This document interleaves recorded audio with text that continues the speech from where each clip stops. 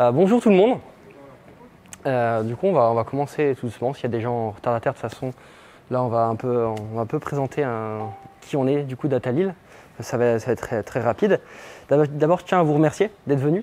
Ça nous fait ultra plaisir de pouvoir recommencer à faire des événements en présentiel.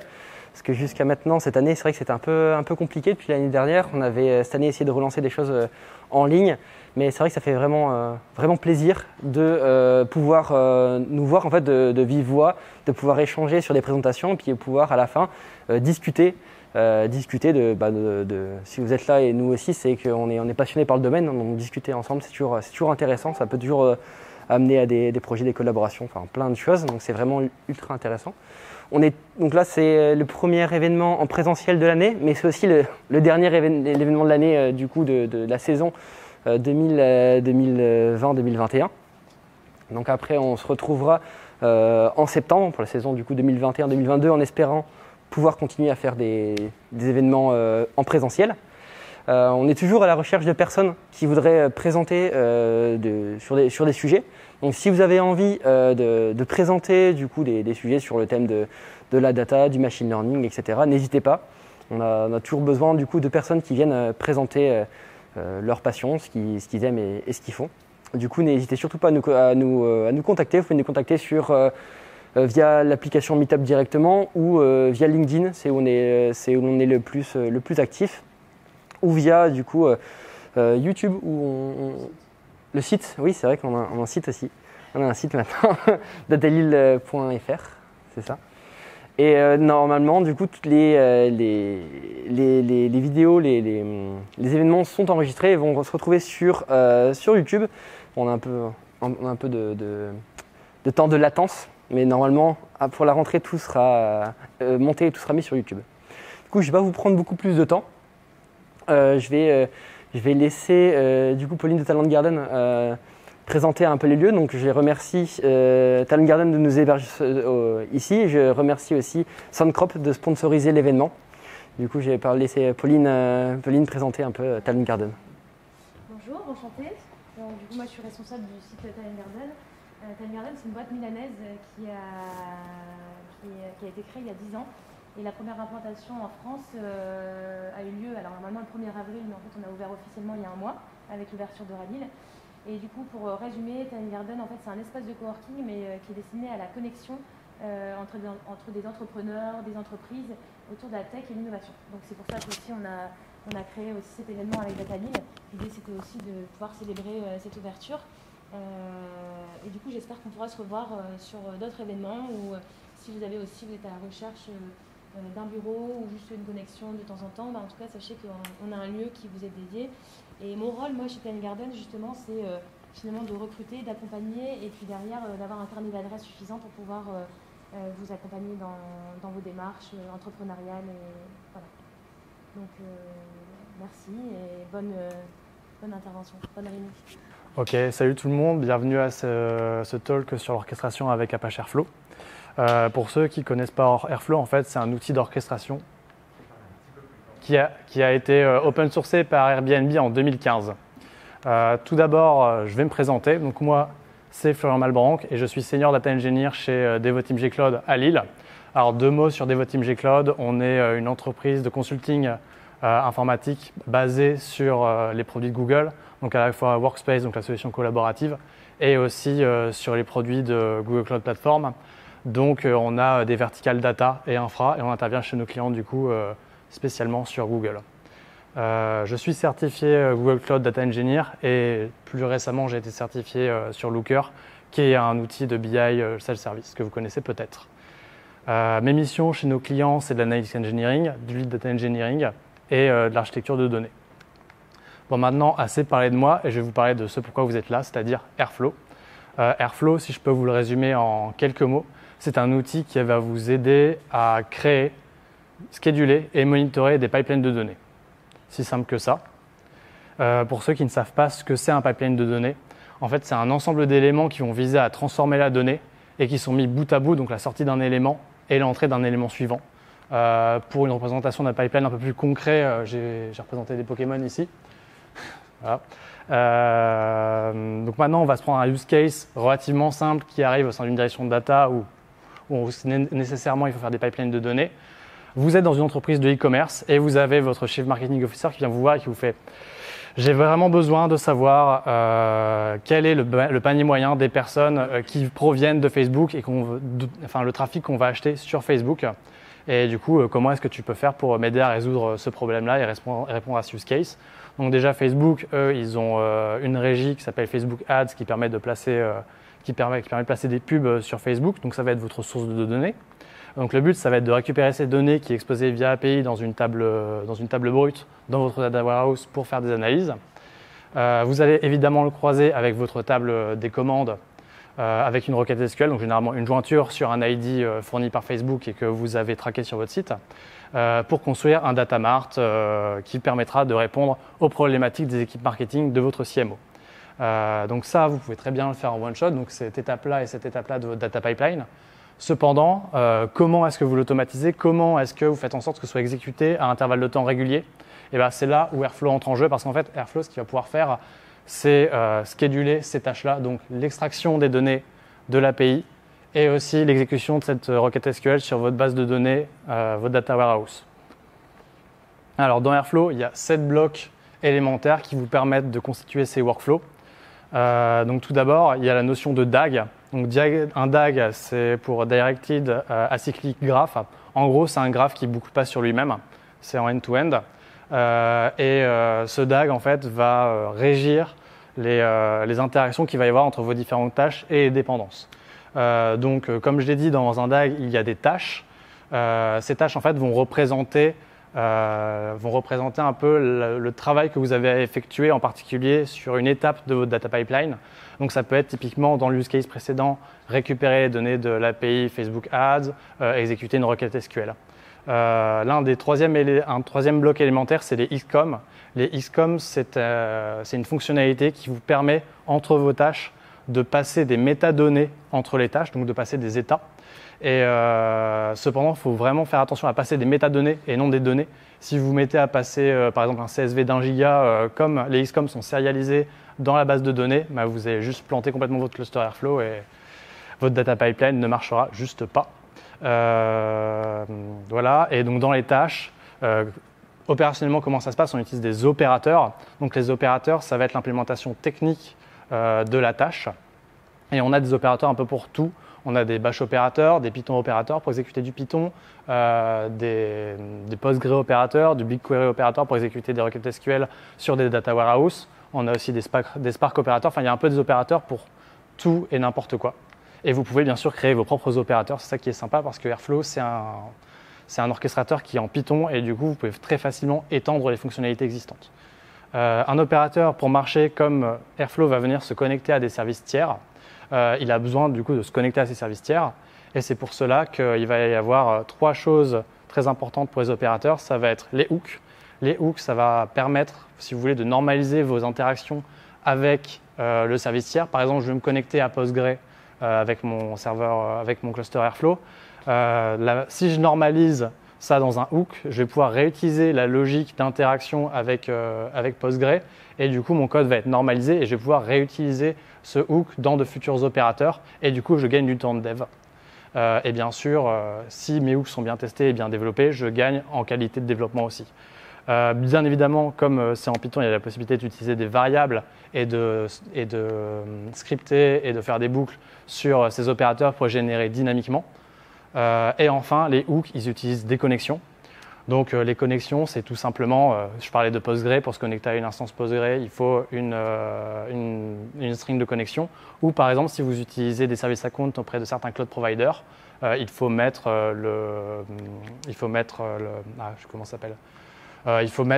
juste les credentials de ce service account, donc la clé dans Airflow pour qu'il puisse l'utiliser pour se connecter à votre cloud provider. Voilà, donc ça, c'est les 7 blocs élémentaires pour faire un DAG sur Airflow. Et donc, je vais vous montrer tout de suite un exemple de script pour définir un DAG. Donc déjà, comme on est en Python, tout simplement, on va définir nos imports au début du script. On va ouvrir notre DAG avec différents paramètres qu'on lui passe, notamment le titre, le schedule et ce genre de choses. Ensuite, on va définir les tâches qui sont en fait des opérateurs. On va passer aux opérateurs un ensemble d'informations qui vont aider l'opérateur à savoir ce qu'il doit faire dans l'exécution. Et enfin, on va définir la logique de ramification au sein du DAG. Donc là, vous avez la tâche 1 qui va être upstream de la tâche 2 et 3. Donc quand la tâche 1 aura fini de s'exécuter, eh bien, la tâche 2 et 3 pourront se lancer. Voici un exemple de DAG plus complexe. Donc, ce qui est vraiment intéressant dans Airflow, c'est que vous pouvez avoir vraiment des logiques de branching assez complexes. Donc là, on peut notamment observer, donc on a une tâche de départ et ensuite on a deux branches qui se lancent en parallèle avec des tâches qui sont normalement indépendantes. Cette tâche ici va attendre que les deux branches aient fini de s'exécuter avant de se lancer. Et une des choses vraiment sympas dans Airflow aussi, c'est que vous pouvez avoir une logique de branching en fonction de différents états. Donc en fait, ici sur ma tâche, je vais encoder une logique qui va me permettre que dans certains cas, je puisse choisir d'aller sur une branche ou l'autre en fonction de mon état. Donc par exemple, si j'ai une erreur, je peux très bien avoir des tâches spécifiques qui vont aller m'ouvrir un ticket, envoyer un email, déclencher une erreur dans un outil de monitoring tierce, ce genre de choses, ou alors le workflow se passe normalement et on continue. Donc comme je vous l'ai dit, Airflow se connecte avec un certain nombre de services et c'est normal puisqu'il vient orchestrer ces services tiers. Donc Airflow, comme vous vous en doutez, se connecte à tous vos cloud providers préférés, bon, majoritairement américains. Je ne sais pas s'il y a des intégrations avec OVH ou Alibaba Cloud. Mais il se connecte aussi à des solutions open source type Apache Spark, puisque le but c'est de scheduler des pipelines de data. Donc Spark, généralement, c'est un bon choix pour faire des pipelines de données. Plutôt en batch d'ailleurs, avec Airflow, vous ne pouvez pas faire du streaming. Il y a aussi des hooks pour Jira et Salesforce. Donc Salesforce, si vous voulez par exemple pousser des données marketing que vous aurez agrégées dans votre data warehouse, c'est possible. Et enfin, l'intégration avec Jira, elle est vraiment bien parce que par exemple, si vous travaillez avec Jira pour votre gestion de projet, vous pouvez ouvrir directement un ticket dès que vous avez une alerte ou dès que vous avez un problème. Et ensuite, ça peut être géré par différentes équipes. Et enfin, il y a des hooks et des opérateurs avec les bases de données open source et non open source. Je m'adresse notamment à Oracle ici qui raquette pas mal. Voilà, donc ça c'est des bases de données SQL, NoSQL. Et il y a plein d'autres interconnexions avec Airflow. Donc au départ, c'était un outil avec des options assez restreintes et en fait, au fur et à mesure de la montée en puissance du projet open source, les gens ont contribué et ont ajouté leurs propres intégrations qui sont après passées en standard. Donc maintenant, pour interagir avec Airflow, on va se connecter à un serveur web. Donc ici, vous avez la homepage. Et sur cette homepage, vous pouvez voir qu'il y a les différents DAG sur lesquels vous pouvez cliquer. Vous pouvez les activer, les désactiver, voir leur schedule. Donc en fait, l'idée, c'est vraiment de vous montrer une vision globale de comment vos data pipelines fonctionnent. Et vous avez même l'état des tâches et des DAG qui ont runné récemment. Ensuite, quand on clique sur un DAG, vous avez accès à la représentation de ce DAG, donc comme ce que je vous ai montré précédemment, c'est-à-dire à la vue sous forme de graphe, avec différentes options associées pour permettre de voir le temps d'exécution des tâches, ce genre de choses. Donc c'est pour ça que je parlais de monitoring. Et enfin, la tree view qui est plutôt pas mal parce qu'en fait, ça vous permet d'avoir une certaine auditabilité sur qu'est-ce qui s'est passé sur votre pipeline à un instant T. Et vous pouvez remonter relativement loin dans l'historique pour pouvoir voir ce qui s'est passé, bien passé ou non. Et vous avez accès aussi au log via cette interface. Alors maintenant que je vous ai parlé de Airflow, de base de données, de serveur web, vous vous imaginez que comme c'est un outil qui est assez complexe, et forcément l'architecture inhérente à cet outil est distribuée et du coup de facto complexe, donc on va essayer de la simplifier et de vous la présenter. Donc vos utilisateurs, donc data engineer, data analyst, analyst engineer, analytics engineer, enfin tous les métiers qui gravitent autour de la data, vos data scientists peuvent se connecter au web server d'Airflow.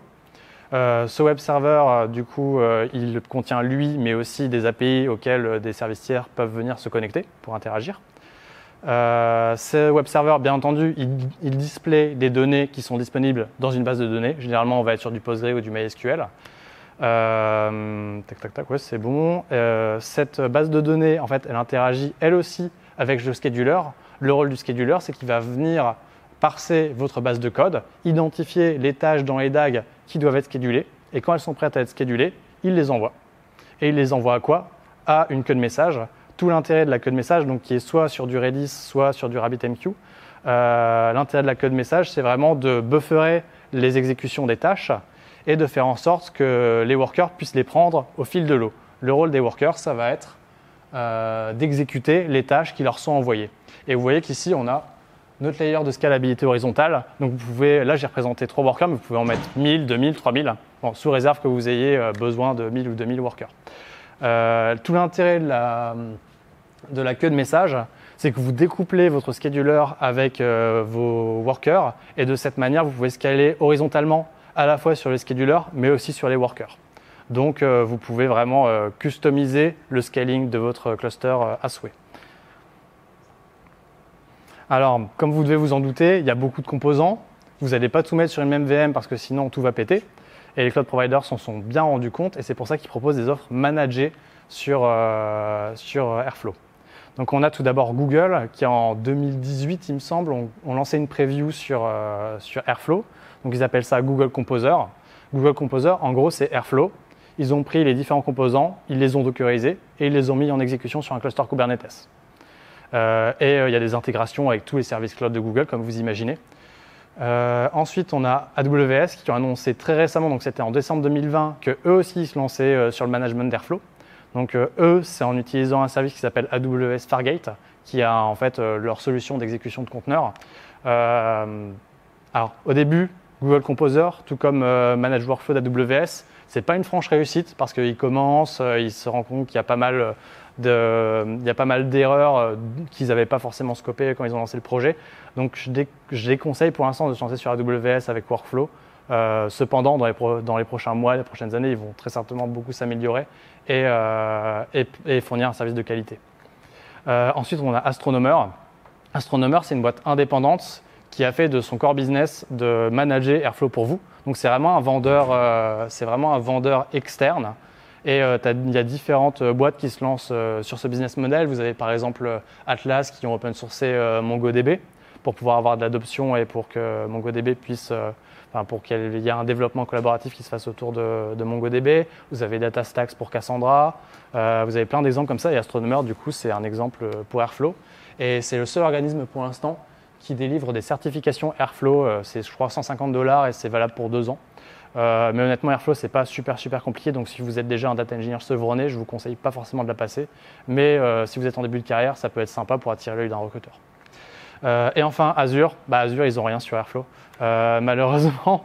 Mais n'empêche, si vous êtes au sein d'une entreprise qui ont une équipe DevOps, vous pouvez vous rapprocher de vos DevOps favoris pour héberger Airflow sur Azure Kubernetes Service. Je ne sais pas ce que ça peut donner, ça dépend de la maturité de vos data engineers et de vos DevOps.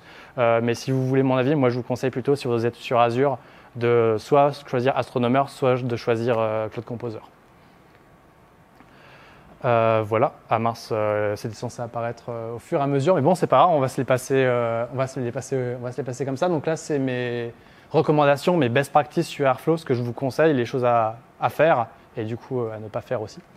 Évidemment, donc à mon avis, et c'est un avis qui est quand même partagé par la communauté, les data ingénieurs ne devraient pas écrire de DAG directement. Parce qu'en fait, c'est des choses qui sont très rébarbatives. Vous allez mettre du temps à développer, vous pouvez avoir des erreurs de syntaxe. Et en fait, au final, on perd du temps. Et comme c'est du Ascode, il est possible de créer des abstractions au-dessus d'Airflow. Donc de créer par exemple des DAG Factory où vous allez passer par exemple juste un YAML. Et ce YAML va correspondre aux différentes tâches que vous voulez remplir avec les variables associées. Et en développant la librairie adéquate, vous allez pouvoir tout simplement générer le DAG à partir de votre fichier de configuration. On peut même imaginer, alors ça n'existe pas encore sur le marché, mais une entreprise, par exemple Astronomer, qui pourrait fournir un service d'interface graphique pour générer un DAG par exemple. Ma deuxième best practice, c'est que Airflow, c'est un outil qui doit orchestrer et non exécuter. Donc voilà, si vous avez un data ingénieur, un data scientist ou qui que ce soit qui charge un CSV de 20 gigas dans une data frame, ça va péter, je ne vous le conseille absolument pas. Airflow, son but, c'est de scheduler les services Big Data qui vont être en charge de ça. Donc, au lieu de charger par exemple une data frame sur Airflow, ce que vous allez faire, c'est que vous allez coder un job en Spark en utilisant soit WSEMR, soit Dataproc, soit Dataflow. Vous allez créer un template en passant des variables à ce template. Et c'est Airflow qui va être en charge de lancer l'exécution de ce job sur le service tiers. Et il va vraiment juste orchestrer. C'est le meilleur moyen d'avoir une bonne stabilité sur Airflow. Enfin, ça c'est une bonne pratique de software engineering en général. Le code, il doit être versionné via Git, préférentiellement sur une plateforme d'un fournisseur Git, donc GitHub, GitLab, Bitbucket. Et il doit être déployé via une pipeline de CI pour la validation et les tests, et de CD pour que le déploiement ne se fasse pas manuellement, mais qu'il soit automatique. Avec la possibilité, évidemment, si on a un problème sur le code qu'on a déployé, de rollback automatiquement, sans le faire à la main. La quatrième best practice, pour moi, c'est qu'il faut restreindre les usages à des opérateurs standards le plus possible. Parce que si vous avez des use cases qui ne sont pas couverts par Airflow, ça peut arriver, ça devient rare. Au début, il y avait énormément d'use cases qui n'étaient pas couverts, parce que forcément, c'était un projet qui débutait, qui n'avait pas beaucoup d'adoption. Du coup, certaines entreprises qui se sont lancées directement sur Airflow ont voulu tout de suite coder tous leurs opérateurs, ce qui est normal, puisqu'on veut exécuter des choses. Mais il est important d'avoir une politique de migration quand on a été early adopter d'Airflow pour standardiser le plus possible et utiliser des opérateurs qui sont testés et qui sont utilisés grandement dans la communauté parce que c'est des opérateurs qui sont très stables. Enfin, le fait d'utiliser des variables d'environnement pour passer d'un environnement à l'autre. Donc, si vous êtes dans une entreprise avec des process assez matures sur la data, vous allez avoir un environnement de dev, du AT et de prod. Et en fait, le passage de l'un à l'autre va se faire normalement de manière transparente si vous utilisez des variables d'environnement. Par exemple, si vous définissez des buckets ou des datasets ou des tables, le fait de juste préfixer avec l'environnement et de s'adresser au bon projet, ça peut vous permettre de passer ces montées d'environnement beaucoup plus facilement. L'avant-dernière best practice, c'est d'utiliser des sensors. Alors dans Airflow, je vous ai parlé d'opérateurs, mais un type d'opérateur, ce sont des senseurs. Les senseurs, ce qu'ils vont faire, c'est qu'ils vont aller poller, donc aller checker qu'une condition est remplie. Si cette condition est remplie, alors il passe en success et la suite du data pipeline s'exécute. Et si la condition n'est pas remplie, il va se rescheduler jusqu'à atteindre un timeout. Et au timeout, juste le pipeline va fail et vous allez recevoir une alerte. Et ça peut permettre de rendre vos data pipelines robustes, parce qu'il y a de nombreux data pipelines, quand ils ont été faits au départ sans senseur, si votre data pipeline commence à 10 heures et que vos données ne sont pas là, eh bien, vous êtes bon pour un backfill et devoir réexécuter le data pipeline quand les données sont à disposition. Et un sensor, ça permet d'attendre du coup que les données soient bien arrivées. Et enfin, ça je vous l'ai déjà dit, mais ne surtout pas stocker de données dans les XCOM parce que c'est le meilleur moyen d'avoir un cluster qui juste se casse la gueule. Voilà, si je peux parler de cette manière. Donc c'est bon, j'en ai fini pour ma présentation. Si vous avez des questions, c'est le moment de les poser. Une question. Vous disiez que Airflow peut être utilisé en temps réel. Pourquoi En fait, Airflow, c'est un outil d'orchestration. Alors, Morgane demande pourquoi Airflow, c'est pas un outil qui peut faire du temps réel. Parce que Airflow, c'est un outil d'orchestration et il obéit à des logiques des logiques de cron. Donc, tu peux définir tu peux faire en sorte que ton data pipeline il tourne toutes les minutes, par exemple, si tu veux, mais c'est impossible de faire du temps réel. Cependant, comme le web server d'Airflow, il y a des API dessus, vous pouvez trigger des DAG à partir de calls externes. Donc, par exemple, si je prends AWS Lambda sur AWS,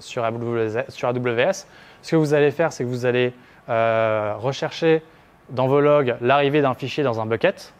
Ça va trigger un event une fois qu'il arrive.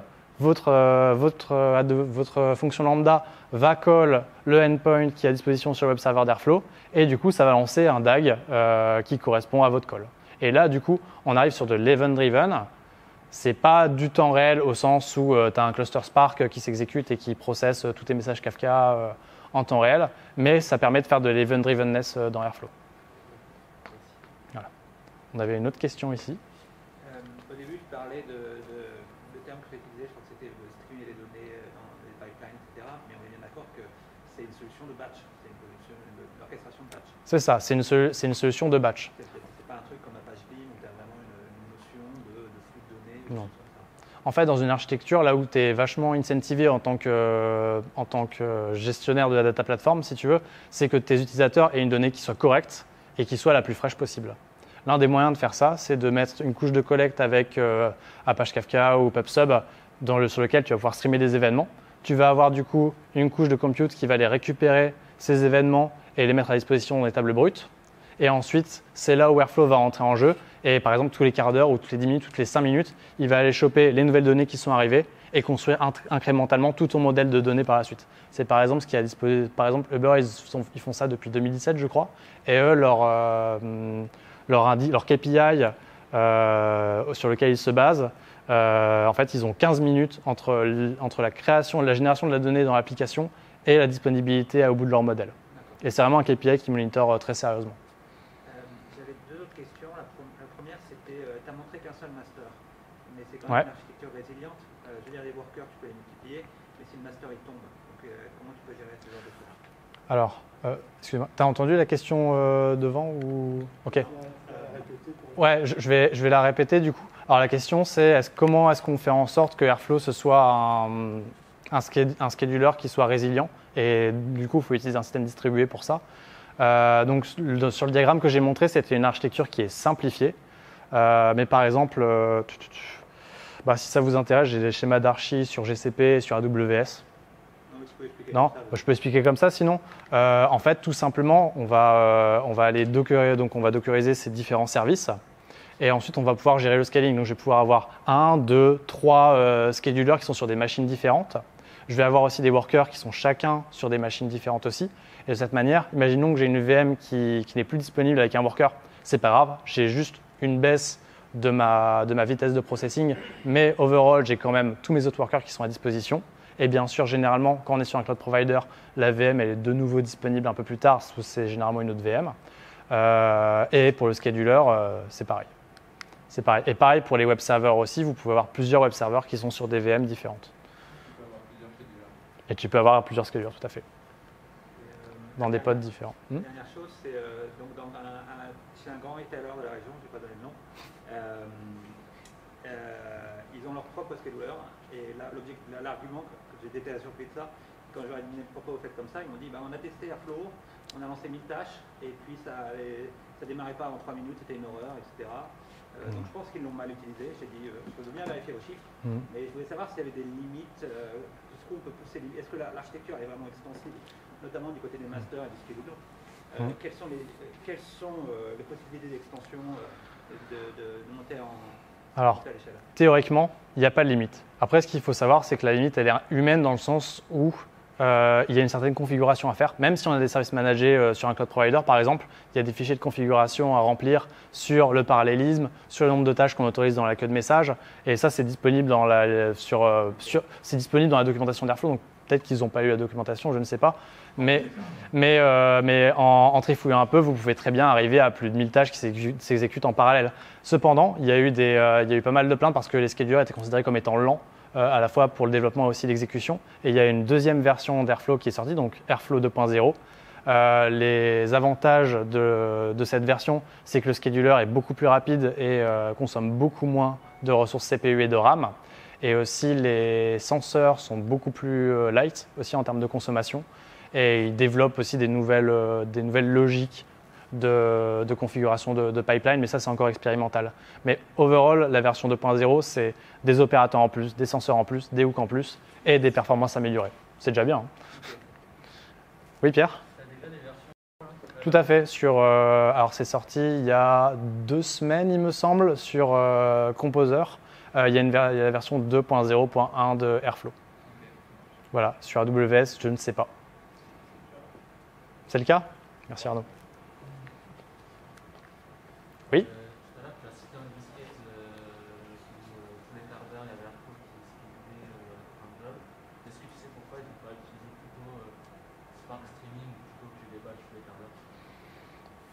Alors honnêtement, c'est un use case que j'ai un peu sorti du chapeau. C'est pas un use case que j'ai eu dans la vraie vie, mais en fait, si tu veux, le truc c'est que quand tu fais un pipeline en streaming, c'est généralement que tu reçois des events. Enfin, aller requêter une API en streaming, il faut que tu saches quoi requêter sur ton API. Par exemple, il te faut un ID, il te faut des countries, ce genre de choses. Et ça, généralement, c'est donné par des tables de dimensions au sein de ton data warehouse. Aller requêter en streaming ton data warehouse pour avoir ces dimensions et pouvoir avoir les informations nécessaires à requêter l'API, En streaming, c'est vachement d'efforts. Il faut faire en sorte aussi que tous tes tests soient OK, que ce soit vraiment reliable, alors qu'en batch, il y a quand même beaucoup plus de facilité à le faire. Donc pour moi, l'argument principal, c'est la facilité et la non-nécessité d'avoir du temps réel, parce que, en fait, que tu l'aies en une seconde, l'avoir au bout de 15 minutes, à part si tu veux te baser sur cette donnée pour après la propager au sein d'autres systèmes qui sont en temps réel, ça n'a pas forcément d'intérêt. C'est juste pour de l'analytics, en tout cas, le batch suffit. Si c'est pour un usage applicatif, là, on peut se poser la question, en effet. D'autres questions? Pour l'historique des logs, Oui. ça se stocke où? Alors, si vous le managez vous-même, ça se stocke dans la base de données. Donc, ça, à la limite, c'est la limite de ta base de données. Si vous utilisez un cloud provider, généralement, il charge de monter un bucket, donc soit un bucket S3, soit un bucket GCS. Et les logs sont directement disponibles dedans, donc vous avez virtuellement un stockage illimité de vos logs. Et ça se requête bien dans Stackdriver? Ça se requête bien en Stackdriver. Alors, il y a deux possibilités. Soit vous allez voir vos logs dans Stackdriver, soit vous allez voir vos logs directement dans l'interface d'Airflow. Et vous pouvez voir vos logs tâche par tâche, essai par essai. C'était ma question en fait dans Stackdriver. Okay. Pierre? Tu parlais de génération de DAG automatique. Mm-hmm. Il y a déjà des repositories open source qui proposent un peu ça, ou c'est chaque fois que tu dois développer un peu ton custom? L'une des prérogatives pour ça, c'est que tes workflows soient bien normalisés et que tu aies des grands use cases qui se dégagent et que tu puisses utiliser ces use cases qui sont un peu récurrents pour pouvoir développer une abstraction. Si chaque cas est un cas unique, c'est juste impossible de le faire. Tu as quelques codes en ligne qui sont open source qui te permettent de le faire, notamment qui ont été open sourcés par Astronomer. Mais pour l'instant, c'est assez balbutiement. Tout à l'heure, tu disais les data engineers ne doivent pas développer les DAG. J'ai bien compris qu'est-ce qu'ils font du coup. Au début, quand tu commences sur un projet avec Airflow, tu le fais. Et c'est à partir du moment, comme j'expliquais à Pierre, c'est à partir du moment où tu as des use cases qui se recoupent, où là, tu peux te dire, en fait, mes data engineers, au lieu de construire les DAG et que ce soit, je fais 20 000 BigQuery opérateurs parce que j'ai 20 000 requêtes SQL à scheduler, et ce que tu vas faire, c'est que tu vas faire en sorte de… mince, j'ai perdu le fil, désolé, c'était quoi ta question? Qui développe les… Ah, ouais, c'est ça. Et tes data engineers, tu vas plutôt, pour en même temps stimuler leur créativité, faire en sorte qu'ils développent eux-mêmes l'abstraction qui va leur permettre de coder plus vite.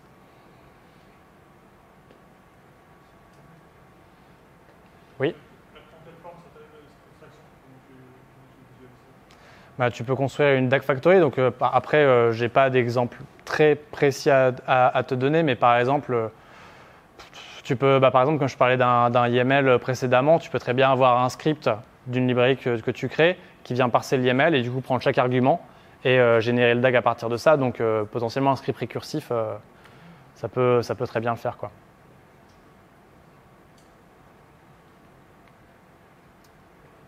Plus de questions?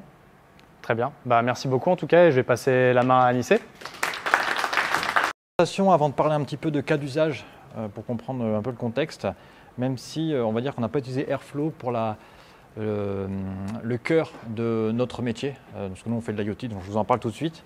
Donc notre mission chez SNCROP, c'est d'aider tous les agriculteurs à prendre des meilleures décisions tous les jours, grâce à un tas d'insights qu'on va leur donner dans l'application, et aussi le fait qu'ils aient une station qu'ils vont installer dans leur champ, qui va collecter un certain nombre d'informations, et grâce à l'agrégation d'informations de ma station, de mes voisins et d'autres sources de données externes, on va construire un service météo et agronomique qui va permettre à l'agriculteur de prendre des meilleures décisions, c'est-à-dire potentiellement mettre moins d'intrants dans ses cultures, moins arroser, et avoir peut-être une culture plus raisonnée et plus efficiente, qui soit gagnant, lui, en termes de temps passé, en termes d'argent dépensé et en termes de rendement final au niveau de la culture.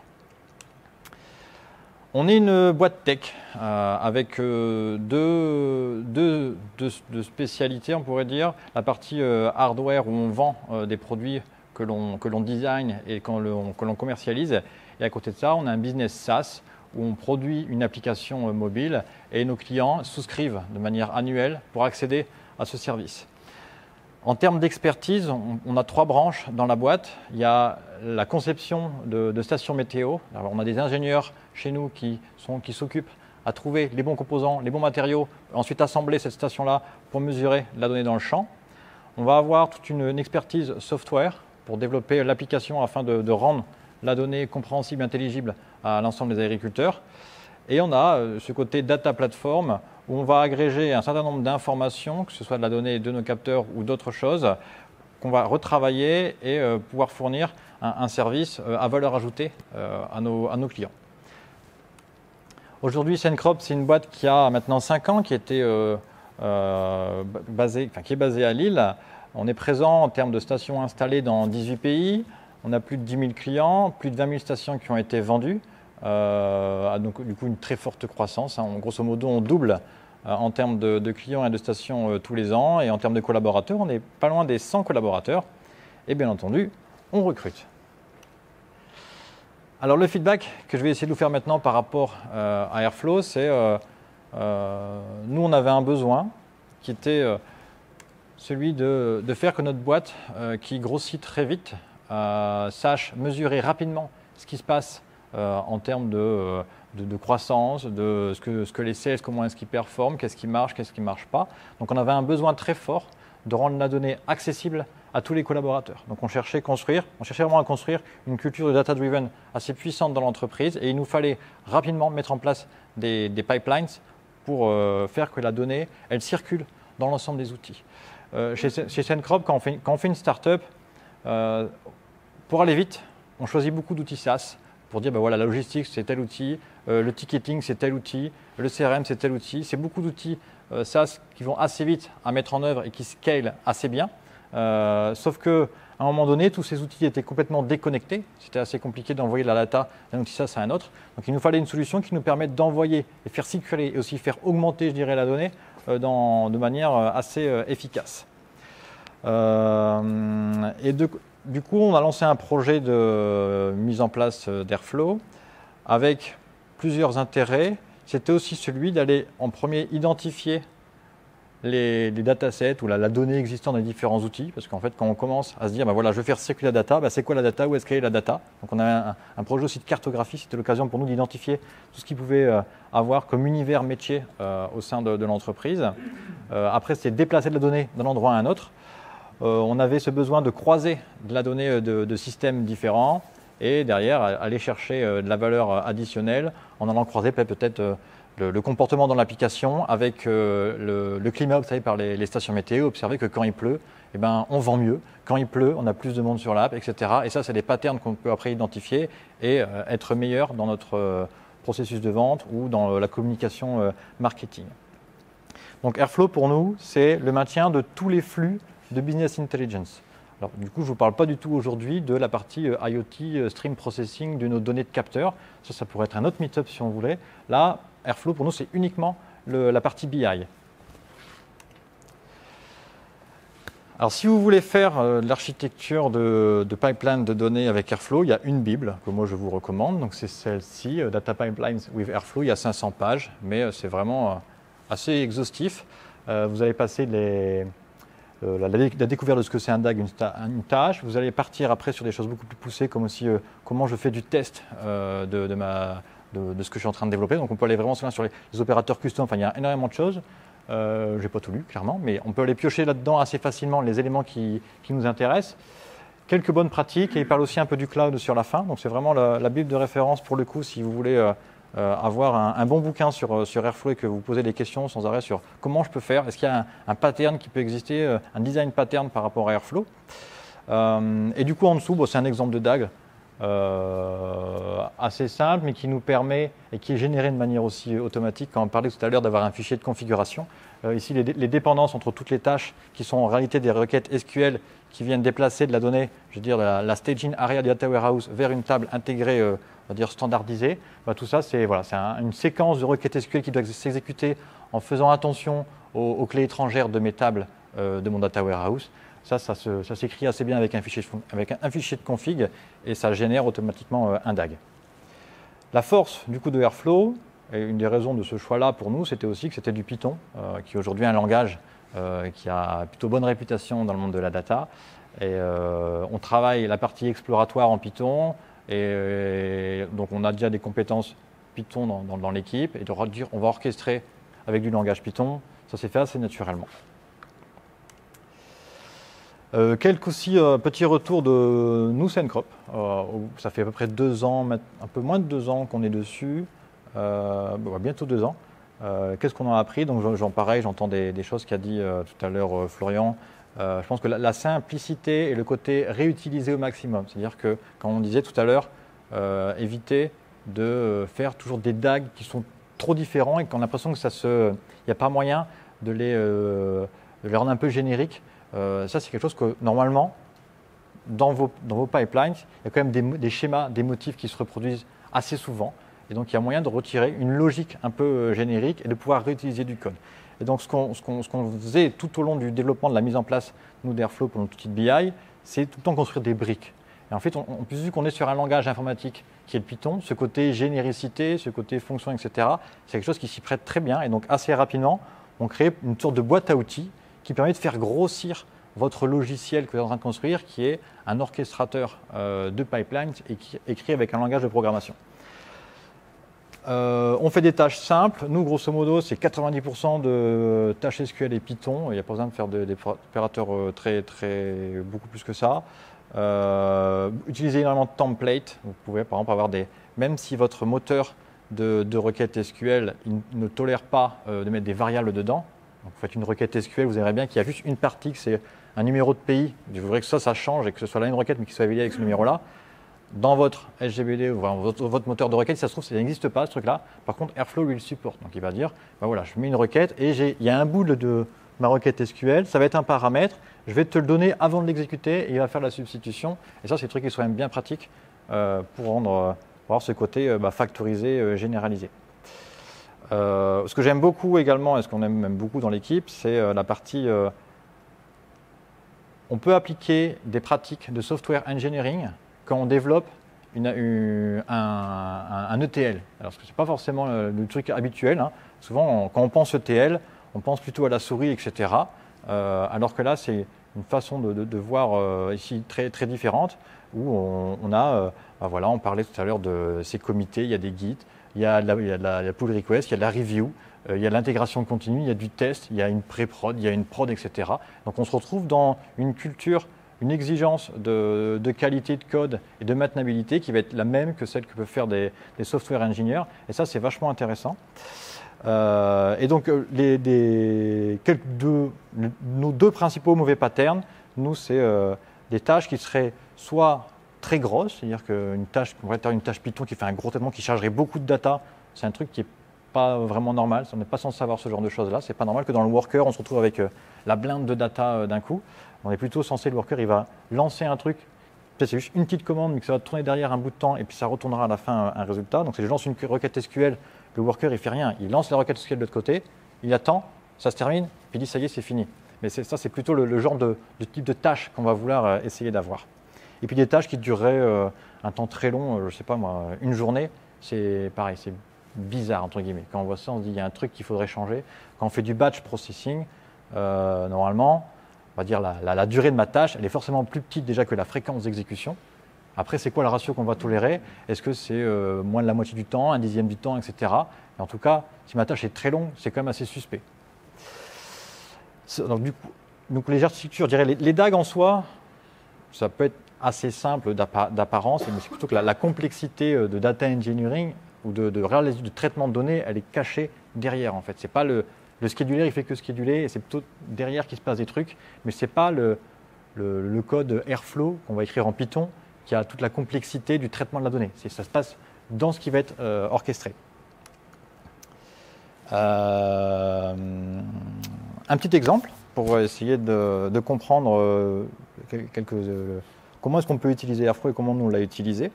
Un cas business très simple, c'est-à-dire que je peux avoir un gars du marketing qui vient me voir et qui me dit, voilà, moi je crée du contenu market, j'essaie de travailler ma base de prospects assez régulièrement, d'envoyer des mails à mes prospects qui soient pertinents, et j'aimerais bien ici créer un email marketing personnalisé pour chaque contact. Donc que chaque contact reçoive un email avec des éléments de peut-être de pluie, de nombre de stations autour de chez lui, etc. Donc ça, c'est un cas, si vous faites un peu du recueil de besoins data, c'est une phrase comme ça, on peut faire plein de choses, ça peut partir dans énormément de directions. Ce qui va être important d'essayer de comprendre, c'est déjà si on veut un truc, si on veut du temps réel là-dessus, est-ce que ça s'applique ou pas? On pourrait se dire que là, si c'est des mails qui partent par rafale tous les jours, ça va. Déjà, on est sur un process en batch, ça semble plutôt s'y tenir. Donc, c'est déjà plutôt bien. Ce qu'il va falloir après définir, c'est les questions usuelles. À qui est-ce que tu veux cibler? En gros, est-ce que tu parles de 1 million de prospects tous les jours? Est-ce que tu me parles d'un sous-segment? C'est ceux qui font que du B2B. Donc, grosso modo, je suis aux alentours peut-être de 10 000 gars par jour. Donc, ça, c'est des questions à se poser assez rapidement quand on va commencer à essayer de designer son pipeline. Et la fréquence, est-ce que tu veux peut-être avoir ça rafraîchi tous les jours ou plus ou moins? On travaille avec le market, on obtient un truc comme ça, ils me disent grosso modo, voilà, l'email, ça devrait être quelque chose comme ça. Bonjour Philippe, voilà le nombre de millimètres qui sont tombés autour de chez toi depuis le début de la saison, par exemple. Il y a X agriculteurs dans ton coin, et voilà une petite carte aussi des stations autour de chez toi, comme ça, on a vraiment un contenu hyper personnalisé.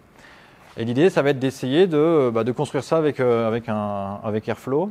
Et quelle approche on pourrait utiliser. Donc les questions qu'on se posait, c'était la fréquence. Est-ce qu'on a besoin de faire jouer ce truc-là fréquemment? Donc pour ceux qui ne sont pas très à l'aise avec cron, alors vous allez sur un site que j'aime bien, crontab.guru, ça vous traduit une expression cron en langage presque naturel. Presque naturel. Donc ça vous dit, ce truc-là va tourner tous les jours à 3h du matin et 5 minutes. Et ça, c'est écrit en 5 caractères en vrai en cron. Mais c'est bien pratique. Ce qui est important de savoir, c'est la quantité, quelle donnée va être utilisée. Est-ce qu'on m'a donné, tout à l'heure on parlait de Facebook, voilà, est-ce qu'il faut que je collecte de la donnée externe que je n'ai pas encore? Est-ce qu'il faut que j'aille générer des images via un provider externe? Là, c'est ce qui se passe par exemple pour les images. On fait appel à Mapbox qui a une API qui dit voilà mes stations sont là, j'ai vraiment un truc qui soit. Enfin, on a déjà chargé les stations préalables, on dit maintenant je veux le petit carré qui va bien autour de telle zone. Ça va bien le faire. Et quel est le volume de données qui va être un peu brassé par ce truc? Une dernière question, c'est là aussi potentiellement la tolérance à l'échec. C'est-à-dire que est-ce que mon traitement a le droit d'échouer? Et qu'est-ce qui se passe si pendant une journée, je n'arrive pas à générer les métriques pour mes prospects? Est-ce que c'est vraiment grave ou pas? Et ça, on va pouvoir aussi gérer avec Airflow. On va dire, tiens, par exemple, si tu n'y arrives pas une fois par jour, que tu n'as pas réussi à minuit, tu peux réessayer 12 heures plus tard, par exemple. Donc, on peut définir comme ça une stratégie de retry ou dire non, restez pas, c'est pas grave, le lendemain, tu repasseras le lendemain et puis ça va se refaire naturellement. Donc ça, c'est aussi quelque chose qui est toujours intéressant à challenger par rapport au métier. Est-ce qu'on peut négocier le côté le batch, est-ce qu'il peut arriver en retard ou ne pas arriver? Et ça, des fois, ils vont dire oui, en fait, on peut négocier là-dessus et ça pourra nous aider après dans le développement du pipeline.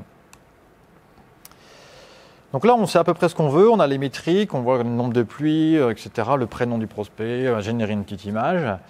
Et c'est là qu'intervient l'orchestrateur. Donc c'est le truc un peu qui va mettre en marche différentes tâches de sorte que tout se déroule parfaitement et que ces tâches pourront plus ou moins être autonomes. Et l'idée, ce n'est pas forcément de faire toujours un seul gros DAG qui va tout faire. Là, ici, on a 3 éléments qui sont importants. C'est de récupérer la liste des prospects. Il faut à un moment donné savoir à qui je dois envoyer mon email. J'ai un deuxième élément qui est, sur ces gens-là, je dois essayer de calculer un certain nombre d'insights qui pourront croiser différentes données, qui sont peut-être déjà centralisées dans la data warehouse, éventuellement. Et ensuite, il va falloir envoyer cette info, par exemple, dans le CRM qui sera en charge d'envoyer l'email. Si je pense classiquement, je dirais, OK, je fais un code qui va faire ces 3 étapes-là, et c'est un seul bloc, ça va peut-être un DAG qui dit récupère les prospects, calcule-moi les insights, et après, quand tu auras fait ces 2 étapes-là, tu pourras faire un push. Je dirais le côté un peu génial de l'orchestration, c'est que potentiellement, on va pouvoir découper ça de sorte que, par exemple, la liste des prospects, c'est une information qui vient du CRM, c'est une donnée peut-être qu'on rafraîchit assez régulièrement. Ça se trouve, on peut avoir un job dédié pour redescendre dans le data warehouse très régulièrement les prospects et c'est indépendant du fait de générer des emails, des campagnes marketing de contenu, du contenu spécialisé. Donc on peut avoir un DAG dédié sur juste synchroniser les données de CRM. On peut avoir un autre DAG à côté dédié pour calculer des insights sur ce use case très précis. Et un troisième DAG qui est aussi un DAG générique, encore une fois, qu'on parle de la côté générique qui est vachement utilisé dans le développement d'un outil Airflow. Et bien, ce DAG générique, lui, si on lui met de la donnée à un certain endroit, il sait que ça doit partir dans le CRM. Et donc ça veut dire que si je fais ces trois DAG-là qui sont en réalité séparés, eh ben, je vais pouvoir avoir globalement, Airflow il va s'occuper par rapport aux différentes fréquences de déclenchement des différentes opérations, ben, le tout va fonctionner. C'est le côté un peu, voilà, c'est un peu horlogerie où j'ai quelques éléments qui sont ici, qui vont s'articuler ensemble et qui va faire que le use case globalement il est traité. Un petit exemple de DAG, pour vous rappeler aussi quelques éléments importants à retenir si vous souhaitez faire du Airflow par la suite. Là, c'est juste le DAG qui s'occupe de calculer les insights, qui est tout petit. Mais on voit aussi le côté potentiellement découpage des différentes tâches. J'ai une première tâche principale qui s'occupe d'aller, en réalité, le business nous a dit, eh ben, en fait, on tolère que la donnée d'insight que tu me donnes, elle est une ancienneté, entre guillemets, enfin qu'elle soit en gros en caching jusqu'à 7 jours. On n'est pas obligé de rafraîchir tout le temps. On peut avoir une donnée d'insight qui a jusqu'à 7 jours dans le passé. Ça nous permet, potentiellement, d'avoir un peu d'air. Et on sait qu'on doit faire un tour complet de tous les prospects en 7 jours. Donc comme ça, on peut un peu étaler la charge et pas calculer tout le monde tout le temps. Ça, c'est un élément qui est souvent utilisé. C'est utiliser potentiellement les fenêtres de schedule. Il y a ma première fenêtre de schedule. Si je fais une rotation sur 7 jours, c'est un module 7 des ID, je ne sais pas quoi. Et ça permet potentiellement d'alléger un petit peu ma charge. Et derrière, il y a ici X tâches, je ne sais pas combien. Une qui va calculer peut-être l'insight de pluie parce que ça prend de la donnée IoT, c'est compliqué, enfin, c'est dans son coin. Une autre qui va calculer le nombre de farmers voisins. OK, c'est un autre univers, donc ça peut faire ça dans son coin. Une autre tâche, c'est la première qui va chercher l'image par rapport à un point GPS du prospect. Et au bout, ça y est, on a réussi à tout récupérer. Ben, hop, j'envoie ça, je trigger ici une tâche, j'ai pas envie d'attendre plus longtemps, qui va dire c'est bon, la donnée est prête, si tu veux envoyer un mail, tu peux aller tout de suite, ou pas, tu peux attendre si tu veux, mais en tout cas, ça y est, c'est prêt, tu peux consommer si tu as envie. Ce qu'il faut retenir, c'est ce que disait également Florian juste avant. Quand on voit un DAG, c'est vrai qu'on a l'impression que la donnée, elle va d'une tâche et elle va dans la tâche qui suit. On a envie de dire, dans la flèche, il y a de la data qui passe là-dedans. En fait, surtout pas. La donnée, elle va devoir être persistée par quelque chose d'autre. Elle va être persistée peut-être par un fichier qui va être stocké, je ne sais où, elle va être persistée dans votre base de données, et c'est elle qui va retenir le résultat de la tâche d'avant. Et donc nous, notre get candidate, par exemple, il crée une table où dedans il dit, ben voilà, il y a tous ces gens-là sur lesquels tu dois aller calculer des insights. En gros, il faut imaginer que les 4 premières colonnes sont positionnées, et après les autres tâches vont juste remplir les autres valeurs des colonnes, c'est-à-dire trouver l'URL, générer une image et mettre l'URL dedans, trouver le nombre de pluies, etc. Et donc ça va être l'endroit où on va faire persister les opérations, et aussi on va pouvoir avoir potentiellement même les différentes tâches qui écrivent en même temps des lignes similaires. Là c'est ici le SGBD qui va gérer ce truc-là, qui va gérer la cohésion du truc pour qu'au final, j'ai réussi à avoir tous mes insights. Et ça, c'est important, c'est cette notion de, dans les flèches, il n'y a pas de data qui passe, éventuellement des métadatas, on parlait des XCOM là, mais pas plus.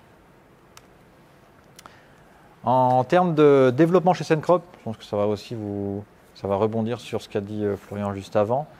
Nous, on a ce cycle de développement ici où on a un développement local. Pour le coup, en gros, on a des images Docker qui tournent sur les images des développeurs, avec des accès par contre à la donnée de pré-prod dessus. Ensuite, on va avoir une notion de pull request avec donc je commit mon code, je push sur GitHub et je fais une pull request pour qu'un autre collab review. Ça, c'est important. Il y a toujours une review d'un n'importe quelle ligne de code par un autre collaborateur. Donc ça, c'est des bonnes pratiques, on va dire, du software engineering.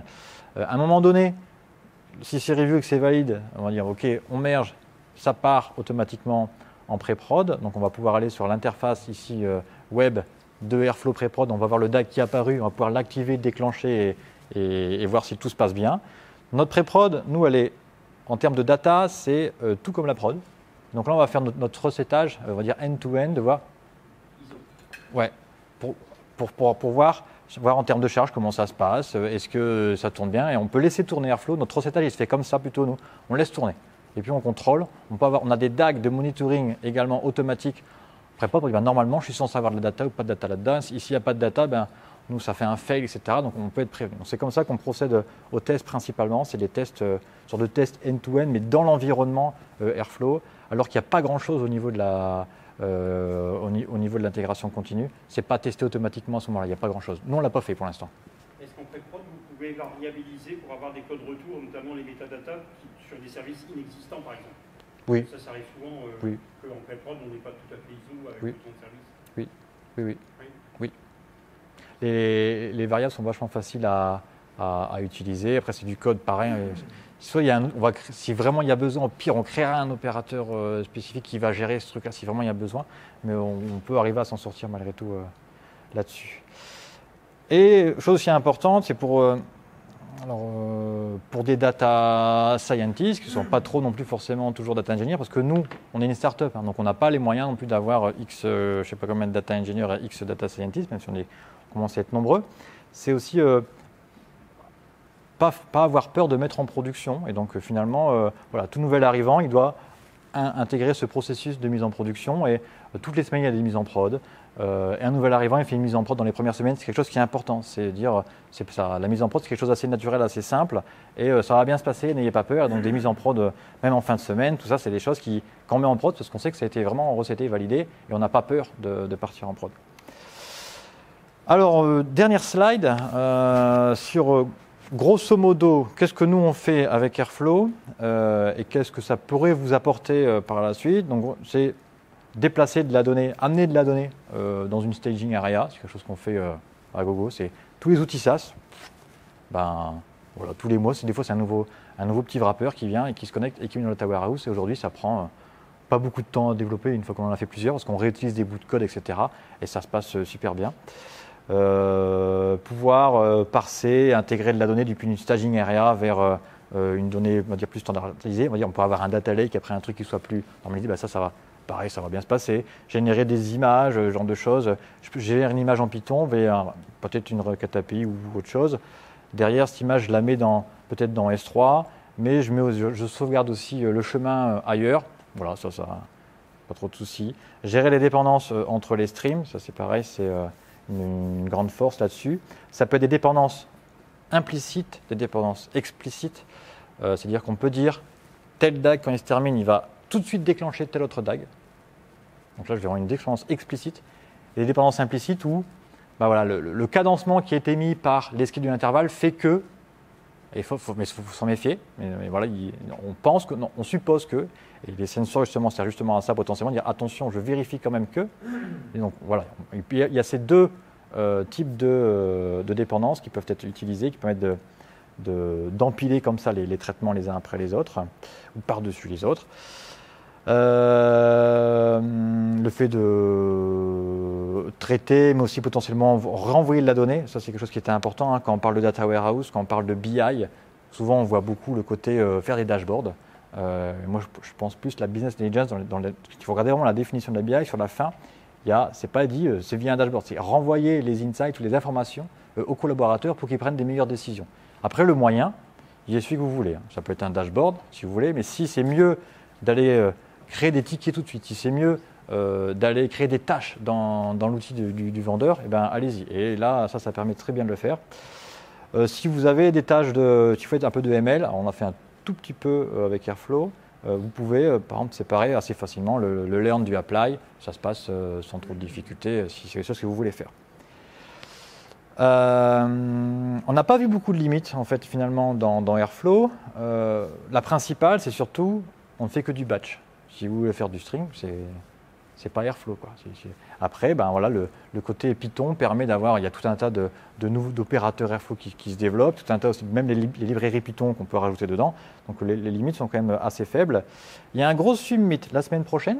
Donc si vous voulez vraiment en savoir plus sur Airflow et avoir plein de beaux use cases, inscrivez-vous c'est le gros summit Airflow de l'année. Hein. Donc, si vous voulez en savoir, il y a toutes les grosses boîtes qui y participent. Donc, airflowsummit.org, ça devrait être super. Et je pense que c'est tout. Oui, bien entendu, si vous voulez faire du Airflow, vous pouvez venir chez nous. On fait aussi d'autres choses. Hein. Nos principales technos, je dirais, Python, Tableau, Scala. Voilà, pour juste mettre quelques petits mots-clés. On est quand même une belle petite équipe déjà juste de data guys par rapport à la boîte. On veut dire qu'il y a à peu près 10% de l'effectif qui fait de la data. J'ai essayé de mettre par rapport à votre entreprise si c'est le cas. Mais voilà, il y a à peu près 10% de la boîte, c'est des data guys qui bossent sur les problématiques de la donnée. Et alors on a je dirais, 2 principaux jobs actuellement qui sont en forte recherche. Hein. C'est la partie data engineering Python SQL et data engineering plutôt sur du stream processing, Scala et Flink. Voilà, si vous avez des questions. Eh bien, nous, on n'utilise pas les sensors. Donc, peut-être que Florent, il pourra me dire... On en parle après si tu veux. D'accord. Alors, en fait, l'idée, c'était de se poser comme question. Donc, dans la partie implicite, c'est-à-dire qu'on va dire ce job, il va durer 30 minutes, donc on va éventuellement le démarrer dans 1 heure. Ça peut être ça. En fait, des fois, on fait des choix. Hein. C'est-à-dire que nous, d'un point de vue très pragmatique, au début, on ne pouvait pas tout gérer toutes les dépendances. C'était un peu complexe au départ. Donc, on fait un schedule, on pense que ça va marcher. Et puis, au pire, il y aura peut-être un trou, il se redéclenchera plus tard. Donc, on peut faire des hypothèses comme ça de ce temps-là. On a observé, grâce au monitoring, que ça prend ce temps-là. On observe que c'est plutôt robuste, que ça tourne. Donc, allez, on se met une date dure, on dit 1 heure après, je vais tourner. C'est ce qui peut être très dangereux. Mais en fait, là où l'implicite, il arrive de manière plus, peut-être plus des fois sournoise, c'est que tout n'est pas toujours cadencé à la même fréquence. On peut avoir un truc qui tourne de manière peut-être à la demi-heure, mais tu sais qu'il tourne tout le temps à la demi-heure.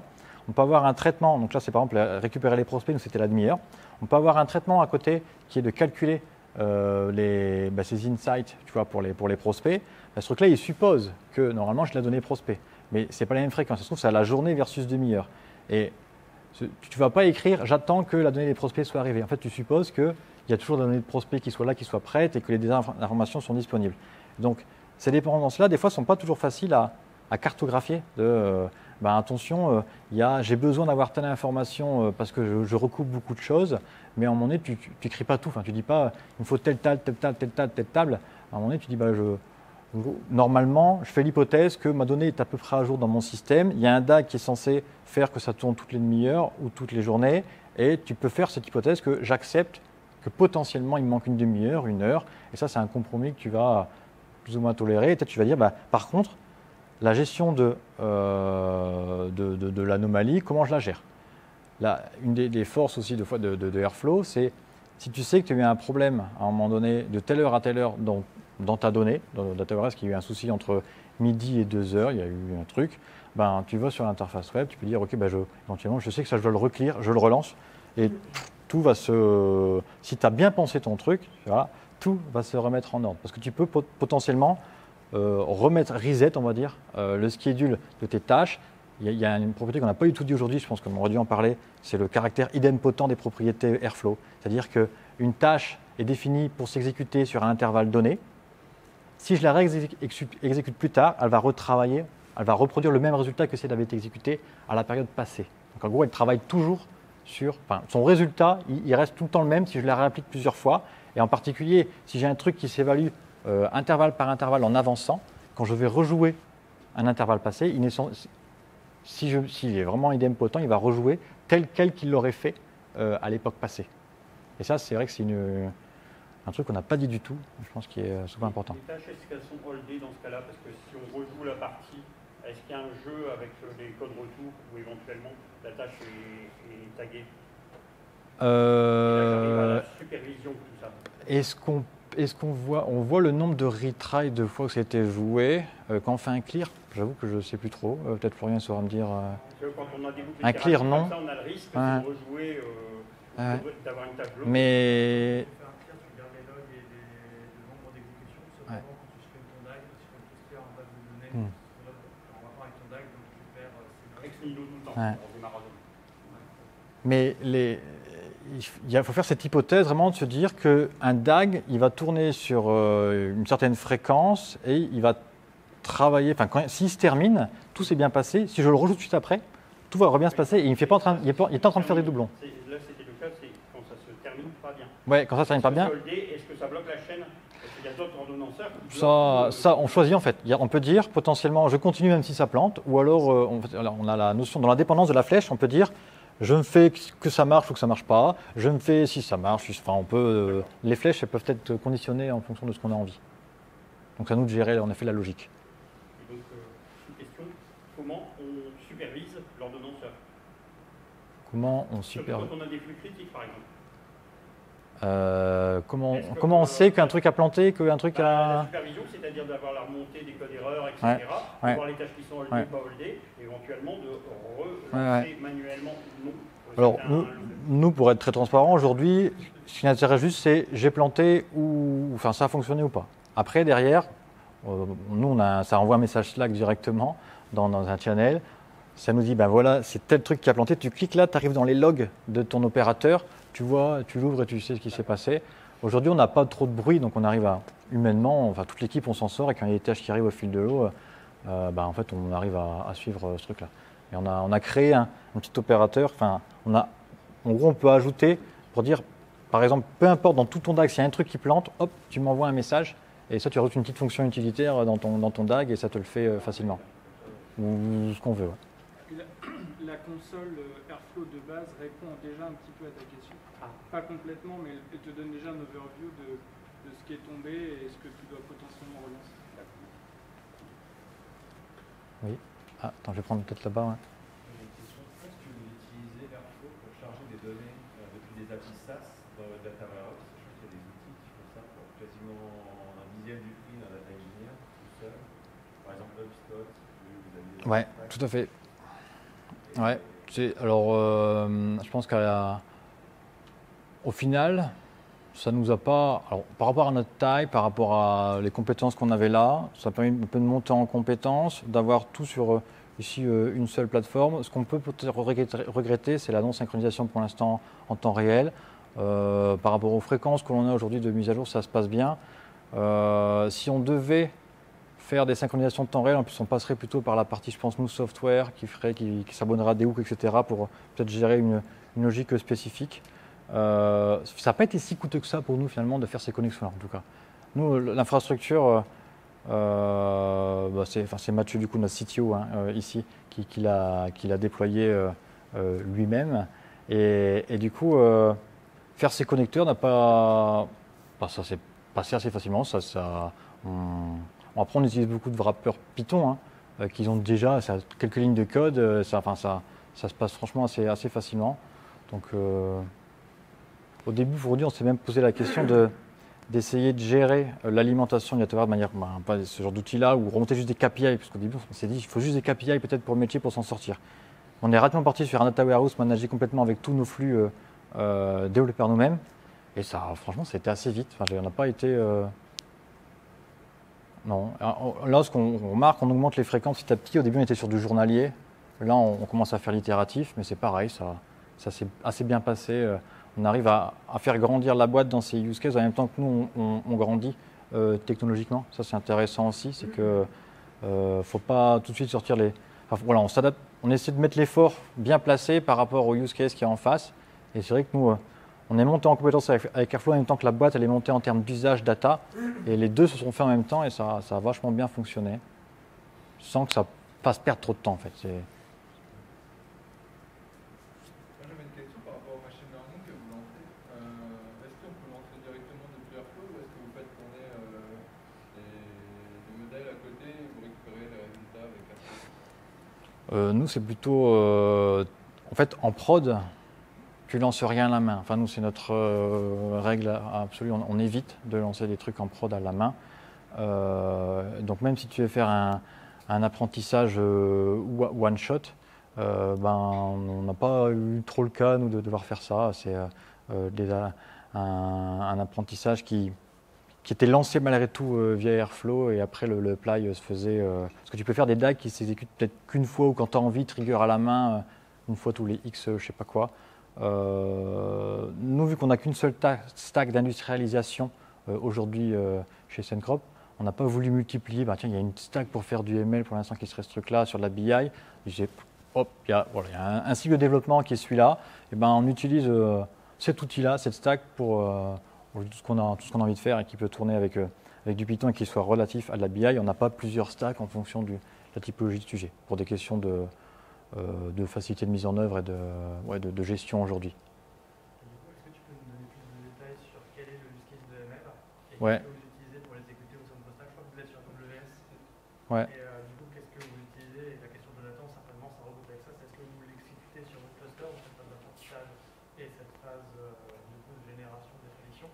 Ou alors est-ce que vous faites avec un service tiers et c'est lui le local? Non, aujourd'hui, ça tourne directement dans le worker. Et ça passe. Voilà. Donc pour l'instant, après c'était des use cases avec un apprentissage, c'était sur corriger des prévisions météo. Et c'était un POC d'un stagiaire pour voir comment est-ce que du coup la stack pourrait réagir par rapport à ça. Moi, ça nous permet de montrer que c'est bien, ça peut faire des choses, mais aujourd'hui le use case façon ML n'était pas encore assez à valeur ajoutée pour pouvoir l'industrialiser d'un point de vue produit. Donc on l'a arrêté aujourd'hui dans cette stack-là.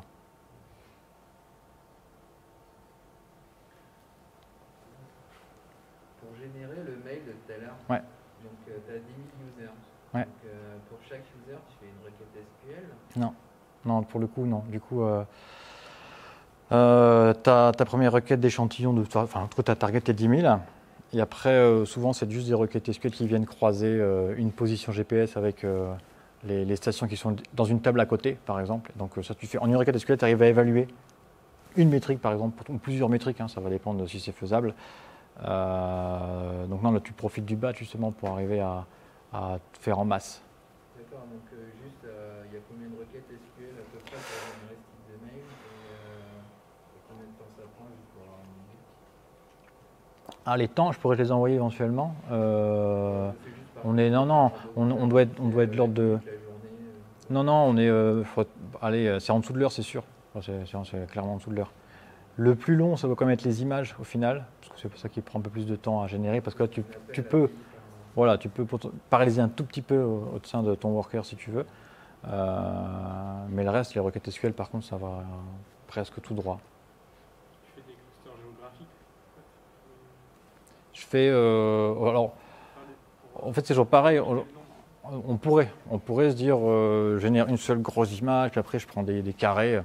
On n'a pas besoin d'optimiser, c'est toujours pareil. Aujourd'hui, on n'a pas besoin d'aller plus loin en termes d'optim, donc on s'arrête au truc qui nous permet de répondre aux use cases métier dans les temps qu'il veut. Mais on pourrait, si on veut aller plus loin, il n'y a pas de souci. Hein. Je pense que c'est toujours assez. On essaie d'être pragmatique, je pense, dans le fait qu'on a beaucoup de choses à développer en termes de BI. Donc ouais, voilà. Si c'est satisfaisant, on arrête là et puis on passera à notre sujet. Oui. Dernière sur InfoRoute. Lors d'un précédent talk, on avait échangé et si j'avais bien compris, vous aviez du coup Airflow que vous maniez sur Fargate. Et moi, ma question, c'est est-ce que vous avez prévu de passer sur AWS Managed Workflow et quels seraient les avantages que vous pourriez en tirer? C'est important. Je laisse la question à Mathieu, du coup, CTO. Salut, j'ai monté Airflow sur Fargate en rien de temps, en quelques jours j'ai monté le truc. Je pense que c'est l'élément de notre infra que j'ai touché le moins ces derniers 18 mois. J'y touche jamais, ça marche. Donc non, c'est pas bien. Juste ça marche. Et c'est vraiment. J'y touche jamais. Oui, on va passer à la 2.0 prochainement. Là, on est en train de préparer ce truc-là. Ça nous inquiète pas plus que ça. Non, ça tourne bien, franchement, il n'y a aucun souci. Enfin, j'ai pu monter la stack et mettre ça dans les mains du data scientist en 15 jours. Ils étaient autonomes tout de suite. Enfin, vraiment, c'est le truc qui roule. En termes de volume, ça ressemble aussi à ça, éventuellement. Je sais pas comment, c'est pareil, c'est que je sais pas les boîtes, combien est-ce qu'il peut y avoir de DAG.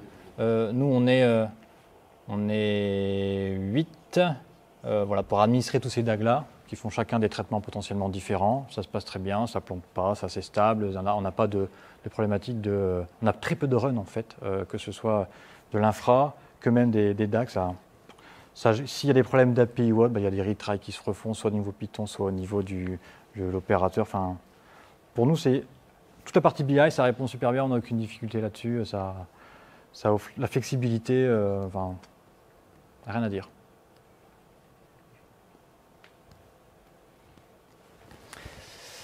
Voilà, donc ça c'est des DAG. Ben, c'est tout pour moi. Je ne sais pas s'il y a des questions. Ah. Non. Merci beaucoup pour